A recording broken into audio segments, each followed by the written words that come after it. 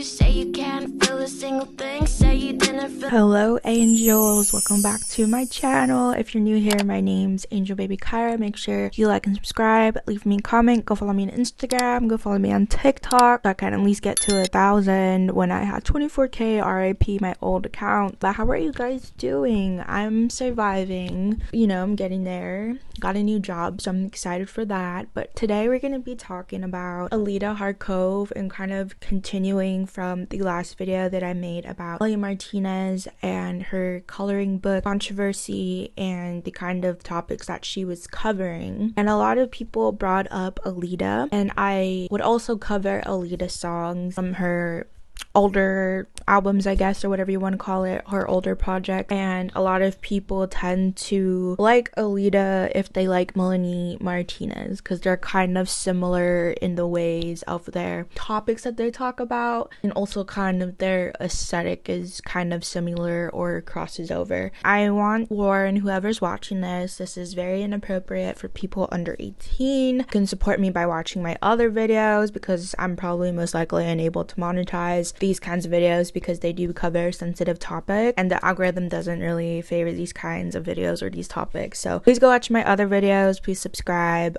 go read my Substack. I'll probably be writing an article about Elita as well. I also want to say that this is from my own research, from what I have found, and I encourage you guys to do your own research. And with all that being said, let's get started. So who is Elita Harkov? So around like 2 or 3 years ago, when I started getting virality from doing Melanie covers, I had done like a deep dive kind of research paper into Elita, and I was going to make a YouTube video about it, but I just felt like for whatever reason I didn't end up like doing the video for whatever reason. So Elita Harkov, whose real name is Emma Harvey, is a Canadian singer, songwriter, musician, Instagram model, actress, and is currently 29 years old. So they're around the same age as Melanie currently is. Elita's father is Kenneth J. Harvey, who is a film director, film producer, filmmaker, and is the reason and why and how Elita got into acting. Elita would be in or star in some of his movies, including I'm 14 and I Hate the World.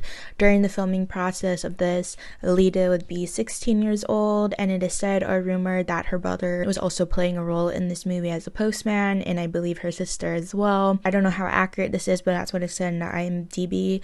This is how Elita would kind of get her start into being an actress. Very much gives Elita's vibe of like, you know, a sweet looking girl, and then the dichotomy of her like holding a very dangerous weapon. That's kind of the theme that seems to be going on, like the haha I'm crazy kind of shtick, her and Melanie. And despite this, you know, interest into filmmaking and being an actress, Elita would be a cam girl at a very young age, and I believe that it's different in Canada as far as the age of which you can do that is. And it is said that she was also during this time, and the controversy, which we'll get into later, is how people said that she catered to PDF files and just people who like children, and she liked doing that. I do want to say that everyone processes their trauma differently, and a lot of people who do experience this kind of trauma tend to have a lot of hypersexuality, which is something that Elita does discuss or has said that she became super hypersexual. There's something on the wiki page for the Elita Fanon wiki. It has a lot of things, you can go look at it yourself, but it includes stuff like when Elita was 13, she started having very strong sexual fantasies, which is kind of alarming for a 13-year-old, but you know, like hormones are starting, puberty begins, so it's just like a really confusing time, you know, and just like learning about your body and your bodily autonomy. Besides that, Elita did resort to being a cam girl to like obviously make money and pay for whatever she needs and necessities. Her mother, I believe, is also a writer or a poet or something like that. Not really much about her mother. The only resources that this page links from the Elita Fanon is Elita's Instagram and a Flickr account that shows Elita blowing a candle out for the 18th birthday. So can't really fact check this. There's not really much resources to verify this information, so take it with a grain of salt. We're gonna get into what does Elita have to do with Melanie. Oh, I was actually looking at... How did you know I was looking at the archives earlier? How did you know I was looking at the archives earlier? I have some stuff. First off, we have this photo here. So she was an adult, 19 in this. Little one, Daddy Dom, right? Very, very obvious on Twitter, NSFW Twitter, right? Here's another one, an old Tumblr post. When Daddy, I'm not going to read that. You can read that for yourself. You can read that from yourself. That's from her old Tumblr. You can have empathy for somebody being groomed and still call out the nasty behavior they did publicly. There are men who are into DLG because they like minors. Exactly. So why, as an adult, are you fueling that fetish? It's not cancel culture to say that she is weird for doing that. And in totality, with everything else, it's weird that Melanie Martinez is her friend, met her through her DDLG Tumblr, and then tries to say that her music isn't influenced by that fetish. You aren't aware of Elita and how she relates to Melanie. She has very similar background of having inappropriate things on their old Tumblr. Also, Melanie had inappropriate things on their old Tumblr, and Elita had a lot of age play and, again, catering to PDF files on the internet. I don't think I'm gonna be able to show you guys what I'm talking about, so it'll probably be blurred or something, just for community guidelines reasons. Elita had a lot of, I guess, instances where she really catered to these kinds of people who like children, and a lot of people obviously have a big problem with that. However, she was very young at the time, so there's that. I'm sure that she experienced some sexual trauma from being. Elita would also be called what you call an Instagram model. She is very conventionally attractive and pretty much fits the beauty standard. I remember there's this kind of, not a controversy, but people were like getting upset because she had made a post about, I don't know, like something about her body and like loving her body, and it's hard for her to love her body. People were upset and commenting like, you literally fit the beauty standard, like there's literally nothing for you to feel insecure about. Which, you know, everyone has their own insecurities, but it is hard. I understand it is hard to see someone who's conventionally attractive like complain about their body, you know. I get it, but it's not to say that they don't feel insecure, but a lot of times it just comes off like they're baiting like compliments, or they are being intentionally obtuse to the fact that they fit the beauty standard, and that's why a lot of people follow them. That's the main reason why they're an Instagram models, because of their body. So I just feel like, you know, I see both sides. Eventually Elita would create her own brand / line of jewelry that are daggers, in homage to her knife playing, in her interest with knives and doing like tricks with them. She also has an interest in shibari, which is a form of Japanese rope tying, and this Japanese rope tying can be also seen as just like bondage, which is like a sexual thing, and Elita's very open about doing shibari and the knife play and stuff like that in her interest, I guess, and that kind of like really contrasts with the kind of aesthetic that she has. And some people even go as far to say that Elita was a and also children, but again, I can't really find anything that proves that. I can't really find anything besides some random person making a TikTok being like about the Melanie allegations, and also Elita like being a take that with a grain of salt, because I really cannot find anything. I've been looking on the Reddit pages and stuff like that. I can't find anything about it except this one person's TikTok. From the TikTok, this TikTok creator said she did DDLG corn and has said she doesn't mind PDF files and that stuff. Very PDF and incest bait stuff, and has reblogged similar things on Tumblr. So there are some screenshots that I can show that are just words, so I might have to blur out some of the words. Basically, it shows like Elita Alita's old Tumblr screenshots, and it says, Anonymous asks, what's your opinion about PDF files? Then Elita says, I don't know, I'm a sicko. So that kind of implies like they're a sicko, so they might like be okay with having like PDF file behavior. It's very vague, and I feel like it's very like intentionally vague so people can like go either way with it. There's another one where she posts on her, it looks like Twitter, but it says Tumblr, your dad's midlife crisis, and it's her in a schoolgirl uniform, and says hashtag daddy, hashtag midlife crisis, hashtag little one, hashtag schoolgirl, hashtag DD. Obviously this kind of content is very popular on like porn websites, or OnlyFans models will dress up as schoolgirls. It's a very old kind of, I guess, genre of this kind of content, if you call it that, to have like a schoolgirl and being like barely legal and like 18 and stuff like that.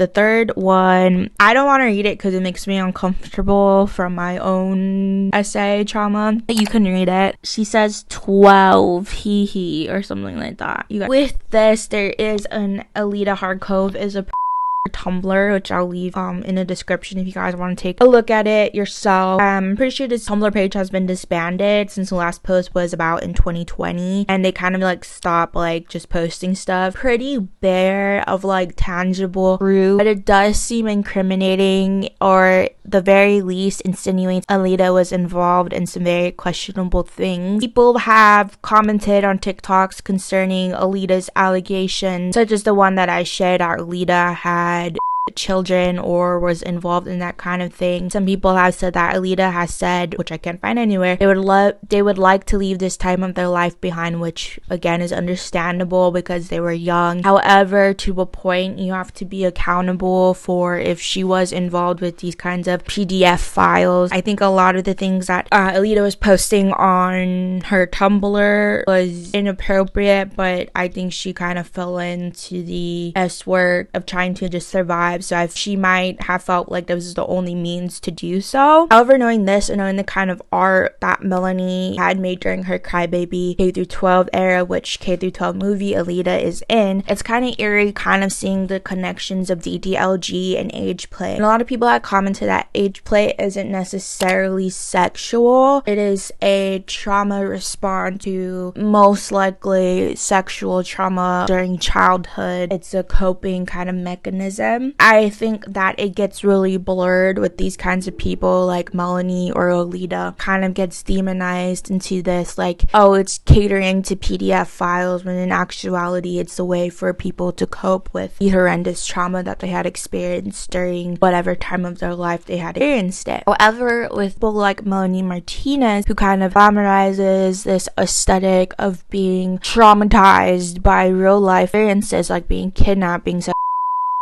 being bullied, like stuff like that. She has experienced bullying, but the other stuff that he tends to talk about. I've already mentioned in my last video that it's aestheticizing trauma to basically be like, haha, like I'm so crazy and quirky, I'm so different because I experience all these things, and I talk about like taboo topics, which again, in my opinion, I feel like it's good to, talk about things that aren't often talked about. Like the last video I made was about Khalil and Denisha Carter. The reason I made that video was not to be like a drama video, it was to spread awareness about men experiences with SA, coercion, and stuff like that, because it's not a topic that a lot of people tend to talk about, because it's like societally thought that men don't really face sexual assault. Like, how can they? Like, they're a man, they are more often bigger than women, more often stronger. How could a man be sexual? And it could be a man sexual man, it can be a woman man, it could be anyone. And a lot of times they don't report it. Like the majority of the time they don't report it because they feel emasculated, they feel like they shouldn't have allowed it to happen because they are a man. So it's a lot of factors into that, and I think that it's fine to talk about taboo topics, but do it in a way that is respectful and understanding the severity of trauma that these people face that have actually endured it. I think that Melanie specifically cast casted Elita because of her history and or current and past interests. And if we look at Elita's aesthetic, it's very much baby doll, cutesy aesthetic, very similar to Melanie's. Currently, I think her aesthetic has changed a lot, but during the K-12 era, it was very much similar to Melanie's aesthetic. And I feel like Melanie's the kind of person that really pays attention to details, and I feel like she specifically casted Elita for this reason. Like I said previously in the K-12, in the previous video about K-12, movie was absolutely abhorrent in presenting such serious topics and aestheticizing it with eating disorders or having a crush sexual relationship, but Melanie's supposed to be like a child. Also talking about teacher-student relationships, whether it's in Teacher's Pet, which we'll get into, or detention, where she's dancing sultry when you're supposed to be a child in detention but has sexual innuendos, which I think a lot of people are missing about innuendos during this movie. There's that one scene when Elita and Melanie, they get off the school bus and their dresses lift up to show their underwear, and on their butts it says, I think it's just like f off or something. These are supposed to be children going to school, and then you have like a pervy bus driver. That's pretty weird and uncomfortable, is it not? A lot of the characters in the movie are very exaggerated, out there. I know Melanie casted a trans girl to play one of the main person in the music video. I think it's Orange Juice. So love that, love the inclusion with that. And it's also like, I don't know, I feel like it was executed very poorly with the messaging and stuff, and just having like children play out these kinds of real world adult situations when it's like based in a K-12 school, so kindergarten through high school, so still being like underage, even if you're in high school, like underage, barely legal kind of thing, which is kind of a murky water to tread on. Let's talk about Teacher's Pet. But before that, I do want to say that, like, again, them being children is very alarming, because they're also like smoking weed, which nothing against smoking weed, but like having children portraying this while other children are most likely watching this video, because that's like literally who her fan base is kind of alarming. And also just the song Wheels on the Bus, like literally talking about how other children's hands are down someone's pants.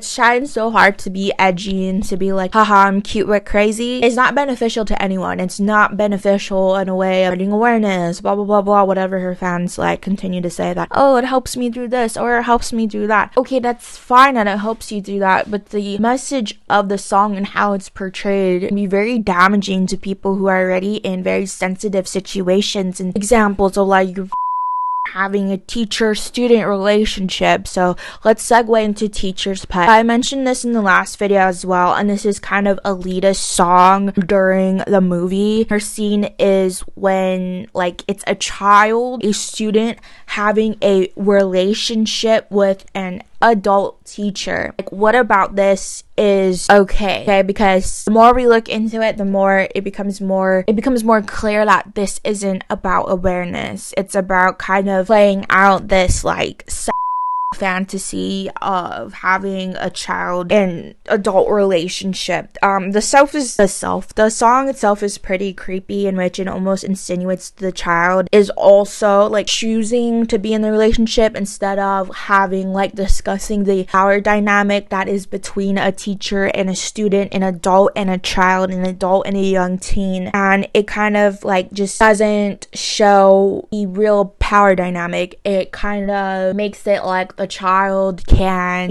get back at the teacher. It's just very strange to talk about this kind of relationship in general, talking about it this way. And the tone of the music's supposed to be like very sultry and of course very edgy and like, oh my god, like you're not supposed to do this. And what about this did Melanie think it was okay to put Elita in that kind of scene, especially with what Elita had been through? However, Elita did obviously give her consent to being in the movie and being in this part of the movie in this scene. There's only so much like we can be like, okay, well, Elita didn't know, or Elita, wasn't, aware. And how much was Melanie aware? Because I'm pretty sure she would be aware of who she is casting and her aesthetic and stuff like that. I feel like we give too much leeway in the fact that, oh, she probably didn't know about Elita's background, when it's literally on the internet and it's literally been out for quite a while. And obviously you can tell in Elita's music, like, kind of her headspace and stuff, and kind of just reflective on what she thinks art is, or what she likes to do to create art or present her art in a certain way. Like, adding to this, Melanie's recent live performances of Teacher's Pet of this song is very disturbing and alarming,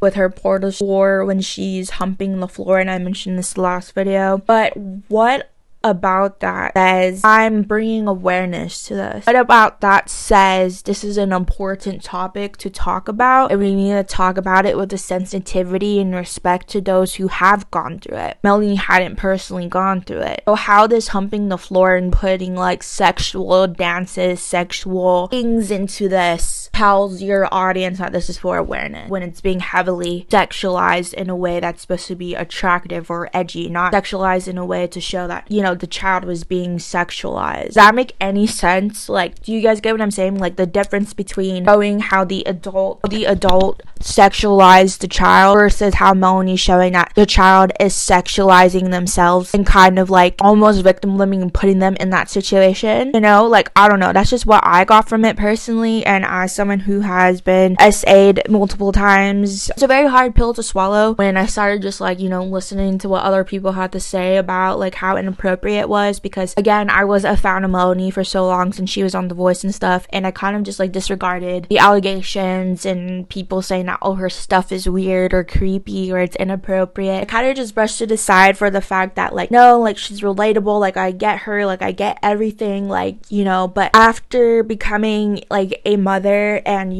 like growing up, realizing how things like this can be dangerous to not only children but like people who are in like sensitive circumstances. The thing is, Melanie is well aware of who her audience is, there's no question in that. As far as Elita, I feel like obviously there is children that like Elita's stuff, but I feel like it's more of an older audience, just because she doesn't like present it so like babyish. Like, there's still like elements of like coquette, like, dresses, or now she is very like angelic looking, and like her outfits are very like cute and like, but Melanie's more is like, really covering the dark topics with a bunch of like pastel colored baby doll dresses, and just the name of her songs, compared to Elita's song, which we're gonna get into Elita's music and aesthetic more. Like, Elita has a song called Perverted. She has songs that are called Sour Switchblade. She has songs that are called, like, you can go through the list, but she has songs that aren't really covering the dark topics that she is talking about. She's not trying to really hide or try to like make it seem like, oh, I'm this cutesy little girl, even though her aesthetic might kind of reflect that. Her music and her lyrics really are just straightforward and like tell you like how messed up she is. Elita has released a lot of music, and one of my favorite songs was She Bangs Like a Fairy on Acid. Her music is kind of more like lo-fi, very like shoegazy, and her voice is very soft and whimsical, and a lot of people speculated or thought and hoped that she would be on the Portals album, just because I think when she released She Bangs Like a Fairy on Acid, she was like really into like a fairy aesthetic, which was kind of what the Portals album encompassed as well, if I'm getting my timelines right, and it might have come out right before Portals or something. And she has a lot of lyrics of calling herself sick or sick in the head, or there's a lot of topics covering like how she has social anxiety, or how she has these really dark thoughts, and also like mentions of like wanting to unalive themselves or like unaliving other people, in a very similar way of Melanie saying that she has this cutesy aesthetic and talks about these dark topics. It's kind of similar in that way. I feel like Elita is very much more a little straightforward than it, because a lot of Melanie's songs, sound like kids things like milk and cookies or cake, kitty party, stuff like that. And I just want to focus on this one song in particular because if I did every song it'd be too long. The song Perverted, she talks about wanting to be unalived by a knife. She says, I want you to stab me with your knife. Is it too much to ask for you to end my life? You watch the light go in my eyes. It feels the same as when you're inside. This sums up like kind of music that she does and the themes that she focuses on. And I think like it's fine for musicians to, you know, talk about their tendencies or their thoughts and stuff like that, because I know it is an outlet and I know it does help people who are going through it. I think it's just like the aesthetic that kind of blurs the line between like who is this like meant for, because obviously a cute like kitty kind of aesthetic is going to gravitate towards kids or younger people. But again, I do feel like Alita's kind of moving away from that and kind of going into more of like a Y2K like cyber kind of thing going on. But those are kind of the lyrics that she mostly like writes about and stuff like that. I think that's kind of telling of like where her kind of headspace was during this time, and also how comfortable she feels like saying these kinds of things. And I know people are gonna say, what about Nicole Dallinger, or Dallinger, however you say it? And I know a lot of people brought this up too anytime I talk about Melanie, being when I say that like she's fetishizing trauma in people's real life trauma. So I know people always do this like what about, so we're gonna talk about it, okay? And I like to focus on one thing at a time. So just because I'm talking about Melanie doesn't mean that I don't disagree with how Nicole also presenting her music or how she talks about whatever topics in her music. And I had never listened to Nicole Dallinger until recently for this video, and comparing Melanie and Nicole, a lot of people like do compare them, and I think it's because their voice is pretty similar. They both kind of have like this babyish voice that's very like innocent child, you know, and kind of like leaning into kind of like a Lolita territory, honestly, and like leaning into like the childish-esque kind of theme, or you know, stuff like that. And Nicole focuses on some very dark topics and taboo topics as well. However, it seems that people tend to think Nicole's does it in a way that's more respectful. However, I also see how some people have also said like it kind of makes them viral, or kind of makes them go into deeper pit listening to Nicole music, because she does have a lot of music that really is very haunting and eerie due to the fact like she uses very like lo-fi instrumentation, or the way that she records it. So the one that I did look into was Dog Teeth, and this is from the women's forum.org talking about this you know, darker topic. So it mentions Nicole Dallinger and Jessie Reyes. We're going to focus on Nicole. The Dog Teeth was from her 2012 album Curdled